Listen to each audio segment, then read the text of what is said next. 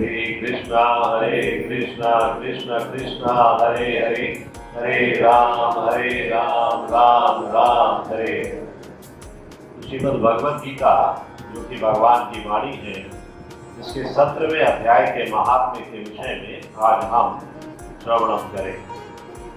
श्रीमद् भगवद गीता का श्रवणम और श्रीमद् भगवद गीता का वाचन दोनों ही बहुत पुण्यदायी है।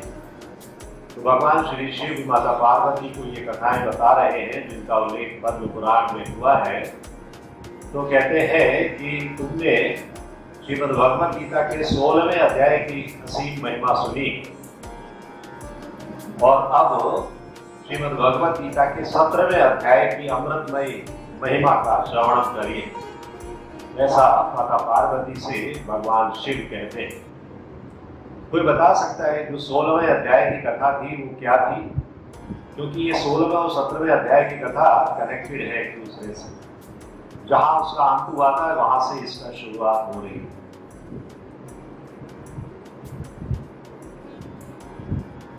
कोई नहीं बता सकता। तो कथाएं सुनते हैं और भूल जाते हैं, है ना?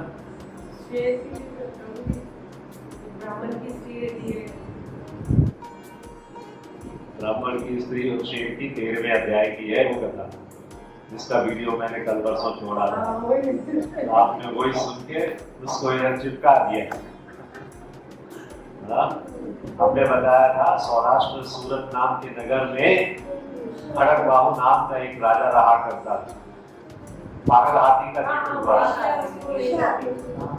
पागल हाथी। यस, तो उसी से कनेक्टेड है। राजा खड़गबाहु अपने पुत्र के लिए राज्य देकर चले गए जंगल में, वानप्रस्थ ले लिया और वहां जाकर 16वें अध्याय की कथा का वाचन करने लगे। तो राजा खड़गबाहु के जो पुत्र थे उनके यहाँ पर उनके दरबार में दुशासन नाम का एक सेवक था। क्या नाम था? दुशासन। दुशासन एक और भी हुए हैं महाभारत के युद्ध में। दुशासन था दुर्योधन के भाई। और यहाँ पर भी दुशासन, जैसे वो दुशासन थे ऐसे ही ये भी दुशासन। तो उनका एक सेवक हुआ करता था जिसका नाम था दुशासन। बहुत ही दूर था, बहुत ही बदमाश प्रकृति का था। दुशासन ने राजकुमार से शर्त लगाई कि वो पागल हाथी की भी सवारी कर सकता है। वो पागल हाथी था ना, तो शर्त लगा ली, हो गया दोनों में। हाँ ठीक है, अगर तुम सवारी कर सकते हो तो करो। जिस समय वो हाथी पर चढ़ गया और कुछ कदम जाने के बाद वहां के लोग उससे अनुरोध करने लगे, अरे अरे क्या कर रहा है, अपनी मौत बुला रहा है, क्यों पागल हाथी के ऊपर चढ़ रहा है? तो वो खतरनाक हाथी पर सवारी ना करे ऐसा उससे रिक्वेस्ट करने लगे। लेकिन दुशासन के ऊपर मूर्खता सवार थी। वो मूर्ख दुशासन उस हाथी को उकसाने लगा दौड़ाने के लिए। वो चलने लगे और उसे कठोर कठोर शब्दों का प्रयोग करने लगा ताकि वो पागलपन में और ज्यादा दौड़ भाग करे।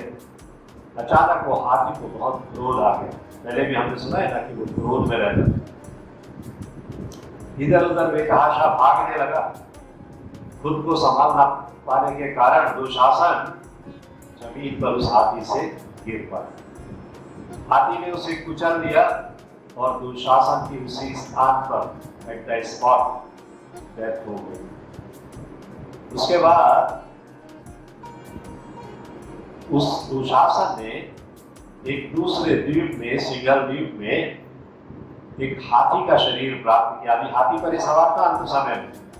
हाथी में ही उसकी बुद्धि थी। अंतकाले च मामेव भगवान को कहते हैं। तो अंतकाल में जो जैसी आपकी बुद्धि होती है वैसा ही आपको शरीर प्राप्त होता है। हाथी में बुद्धि थी उसकी, तो उसको हाथी का ही शरीर प्राप्त हुआ सिंगल द्वीप में। और जहां वो राजा के महल में राजा का पालतू हाथी हो। सिंगल द्वीप के जो राजा थे वो राजा खड़गबाहु के बहुत घनिष्ठ मित्र थे।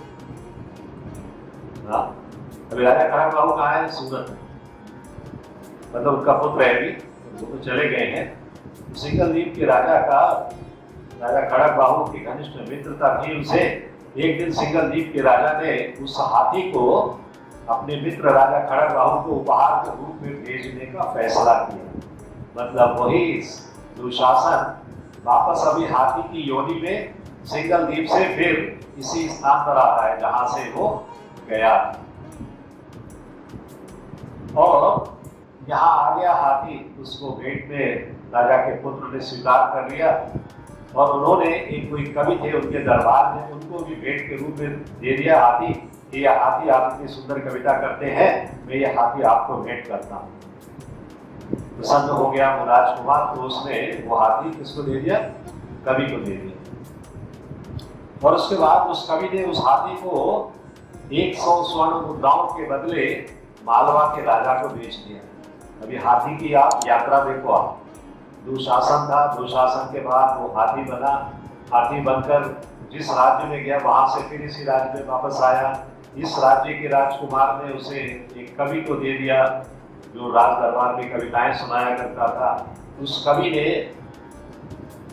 हाथी को खिलाने के लिए भी चाहिए ना, हाथी कितना खाता है, कवि के पास क्या है खिलाने के लिए। तो उन्होंने सोचा चलो हमें गिफ्ट मिला है, उन्होंने मालवा के राजा को वो हाथी 100 स्वर्ण मुद्राओं के बदले में बेच दिए।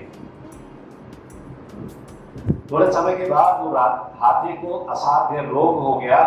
उस रोग का कोई इलाज नहीं हो पा रहा था। जब हाथी के महावतों ने देखा कि हाथी ने खाना पीना छोड़ दिया है, तो उन्होंने राजा को इसकी सूचना दी। ये हाथी जो आपने खरीदा है, ये हाथी बहुत बीमार पड़ गया है और अब ये कुछ भी खाता पीता नहीं।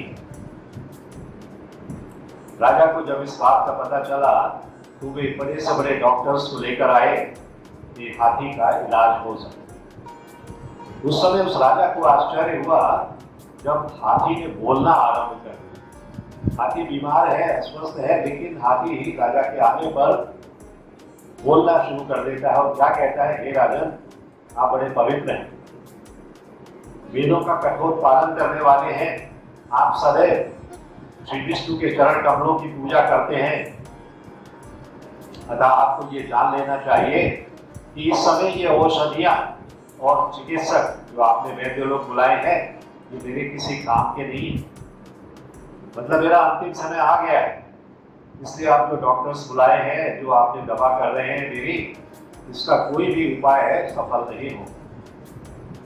तो मृत्यु के समय किसी भी प्रकार की दवा काम नहीं आती है, किसी प्रकार का डॉक्टर काम नहीं आता है और किसी भी प्रकार का दान पुण्य भी काम नहीं आता है। और आप मेरा ध्यान रखते हैं और मेरी सहायता करना चाहते हैं, तो किसी ऐसे व्यक्ति को लेकर आइए जो प्रतिदिन श्रीमद् भगवद गीता के 17वें अध्याय का पाठ करता हो।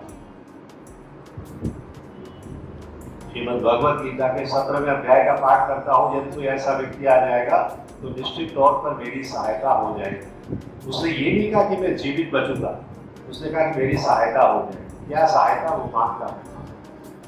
तो वहाँ एक भक्त हुआ करते थे जो कि रोजाना श्रीमद् भगवद गीता के 17वें अध्याय का पाठ करते थे। उस भक्त को बुलाया गया राजा के आदेश पर, मालवा के राजा के आदेश पर वो भक्त आया।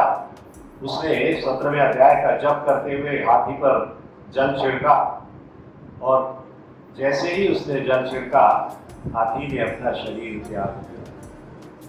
ये सहायता मांग रहा था कि मेरी जो मृत्यु हो वो उत्तम योनि में, मैं भगवत गीता का श्रवण करते हुए जाऊं।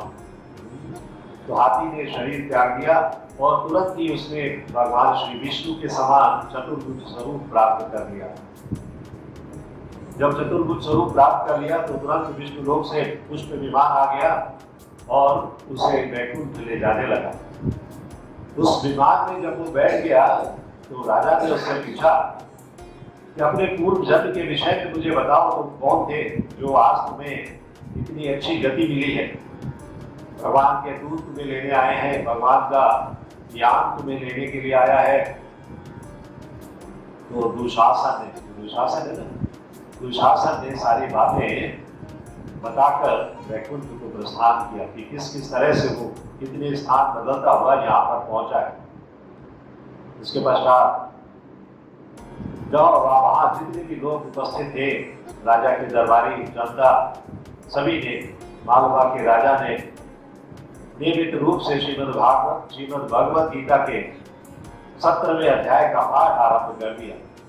और थोड़े समय के बाद वो राजा भी भगवान श्री कृष्ण के चरण कमलों को प्राप्त हुए।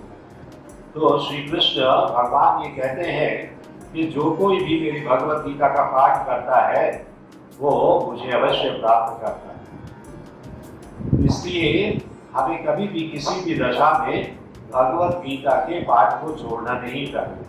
17वें अध्याय की ये कथा ये बताती है कि किस तरह एक दुष्ट व्यक्ति था, दुष्ट प्रकृति का व्यक्ति था, लेकिन वो भी भगवान की कृपा प्राप्त करके क्या भगवत धाम चला। तो भगवत धाम जाना ऐसा नहीं है कि किसी को ही मिलता है, हर उस व्यक्ति को मिल सकता है जो भगवान की बताए अनुसार मार्ग पर चलता है। अपने बताए मार्ग पर चलेगा तो कुछ नहीं प्राप्त करेगा, लेकिन अगर भगवान के बताए मार्ग पर चलेगा तो निश्चित तौर पर भगवान की कृपा प्राप्त होगी। तो श्रीमद् भगवत गीता का ये जो अध्याय 17 है, इसको कहते हैं श्रद्धा के विभाग। इसमें किस प्रकार से श्रद्धा की जा सकती है, श्रद्धा के क्या विभाग हैं, उनके विषय में चर्चा की गई। अलग अलग प्रकार की श्रद्धा है। अभी आप हाथी के संबंध में सोचिएगा या दुशासन के संबंध में सोचिएगा कि दुशासन तो तमोगुणी था, उसको कैसे ये प्राप्त हुआ, है ना। दुशासन तमोगुण में। तो ये जो 17वां अध्याय है, इसमें 28 श्लोक है और ये पूरा अध्याय श्रद्धा, भोजन, तप और यज्ञ, इन 3 भौतिक गुणों में डिवाइडेड। और इन तीनों जो भौतिक गुणों को सतोगुण, रजोगुण और तमोगुण के अनुसार बांट दिया गया। इस अध्याय में अभी मैं इसका सारांश बताऊंगा आपको। इस अध्याय में आपको ये पता चलेगा कि किस तरह से सतोगुण में, रजोगुण में, तमोगुण में क्या क्या प्रभाव हमारे ऊपर पड़ते हैं। तो वही हमारी श्रद्धा बनती है। सतोगुण में श्रद्धा है, रजोगुण में श्रद्धा है, तमोगुण में श्रद्धा है। तो ये अध्याय का शुरुआत कैसे होती है कि अर्जुन भगवान श्री कृष्ण से प्रश्न करते हैं और कहते हैं कि पूजा में जो शास्त्रीय सिद्धांतों की अवहेलना करते हैं, जो शास्त्रीय सिद्धांतों का पालन नहीं करते, उनका क्या होता है। तो इस प्रश्न को पूछने के बाद भगवान श्री कृष्ण इसका उत्तर देते हैं और अर्जुन के लिए बताते हैं कि कैसे किसी व्यक्ति की श्रद्धा और कर्म इन गुणों से प्रभावित होते हैं। आपके कर्म सतोगुण में भी हो सकते हैं, रजोगुण में भी हो सकते हैं और तमोगुण में भी हो सकते हैं। इसी तरह से आपकी श्रद्धा भी रजोगुण में भी हो सकती है, तमोगुण में भी हो सकती है और सतोगुण में भी हो सकती है। ये जो सतोगुण, रजोगुण और तमोगुण है, इनकी मुख्य भूमिका है। तो अध्याय 17 का सारांश इस तरह से है कि जो पहले से लेकर 30वां श्लोक है, अभी हम उस 28 श्लोकों को भी पढ़ेंगे आज वैसे भी श्राद्ध पक्ष का अंतिम दिन है और हमने कहा आपसे हर बार है कि आप लोग हर एक अध्याय का पाठ करिए। पता नहीं आप किसी कितने लोग कर रहे हैं, कितने लोग नहीं कर रहे हैं, तो कम से कम आज एक अध्याय का पाठ 28 श्लोकों का हम लोग यहाँ पर करेंगे। मैं आपको अभी दे दूंगा मोबाइल में, तो आप उसमें पढ़ सकते हैं। तो श्लोक संख्या 1 से लेकर 3 तक अर्जुन उन लोगों की स्थिति के बारे में पूछता है जो शास्त्रों का पालन किए बिना पूजन करते हैं। शास्त्रों का पालन नहीं कर रहे लेकिन पूजा पाठ करते हैं। तो भगवान श्री कृष्ण बताते हैं कि श्रद्धा व्यक्ति द्वारा अर्जित प्रकृति के गुणों सतोगुण, रजोगुण और तमोगुण के अनुरूप तय होती है।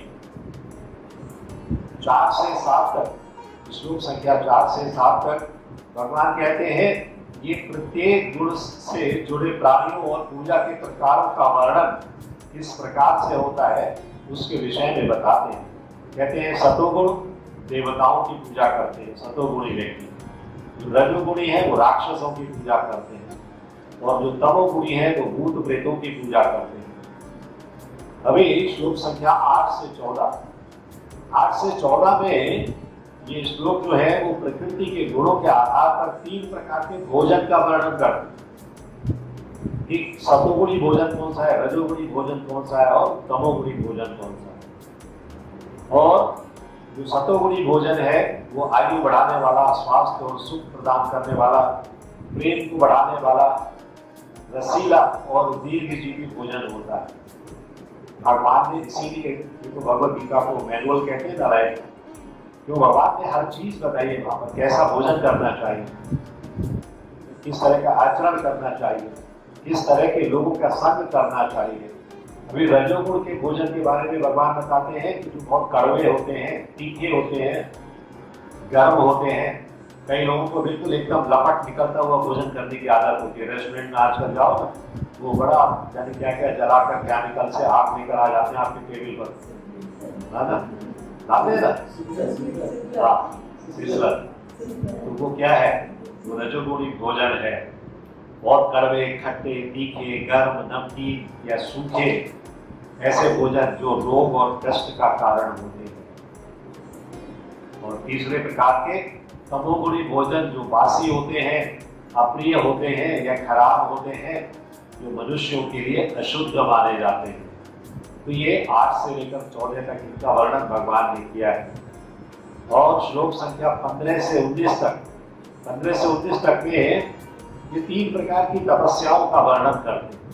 तो सतोगुण में जो तपस्या होती है, तो शरीर की तपस्या जो परमेश्वर को प्रेम करने वाले हैं वो लोग करते हैं, द्विज यानी कि ब्राह्मण जो है वो लोग करते हैं, या ज्ञानी करते हैं, या पवित्र आत्मा वाले लोग करते हैं, ब्रह्मचर्य और अहिंसा का पालन करने वाले लोग करते हैं। और सतोगुण की पूजा, मन की तपस्या जिसमें सत्य, संयम और मौन, ये तीनों भगवत गीता में उसके लिए श्लोक आते हैं। और वाणी की तपस्या, वाणी की तपस्या क्या है, दया और सत्य।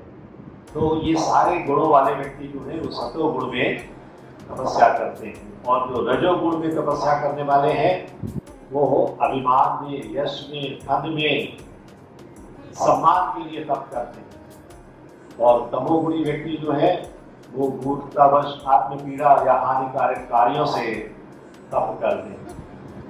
इस तरह से ये हो गया 15 से लेकर 19वें श्लोक तक का वर्णन। और अभी 20 से लेकर 27 तक के श्लोक वो कितने प्रकार के दान होते हैं उनका वर्णन करते हैं। और जो हरिओम तत्सत हम लोग कहते हैं ना, ओम तत्सत, इसका महत्व का वर्णन बताते हैं 28वें श्लोक। तो सतोगुण जो है बिना किसी प्रतिफल की अपेक्षा के किसी पात्र को दिया गया दान जो है वो सतोगुणी दान है। रजोगुणी दान जो है उसमें फल की इच्छा होती है, व्यक्तिगत लाभ के लिए दिया जाता है कि मैं ये दान तुझे दे रहा हूँ, तू मेरे लिए ऐसा कर, है ना। ये बात होता है ना, मैं 2000 रुपये भेज रहा हूँ, मेरे लिए ये पूजा कर दे। तो वो क्या है, फल की इच्छा से किया गया दान है, रजोगुणी दान है। तमोगुणी दान क्या है, बिना विचार किए हुए अशुद्ध स्थानों पर या अनादर पूर्वक कोई भी दान दे दिया कहीं भी किसी के लिए भी, वो दान जो है उसका दुरुपयोग होता है, तो वो दान तमोगुणी दान है। और जो ओम तत्सत है, ओम तत्सत इस मंत्र को सतोगुण में प्रार्थना और कर्म करने के एक तरीके के रूप में समझा जाना चाहिए। क्योंकि निष्कर्ष ये है कि श्रद्धा के अभाव में, अगर श्रद्धा नहीं है, श्रद्धा के अभाव में ओम तत्सत की समझ के बिना किया गया कोई भी कर्म या यज्ञ या दान निष्फल हो जाता है। अभी ओम तत्सत है क्या, चाहे यज्ञ हो, चाहे दान हो, चाहे तप हो, बिना किसी आध्यात्मिक लक्ष्य के वो व्यर्थ है। कोई एक स्पिरिचुअल टारगेट तो होना चाहिए, हम किसके लिए कर रहे हैं।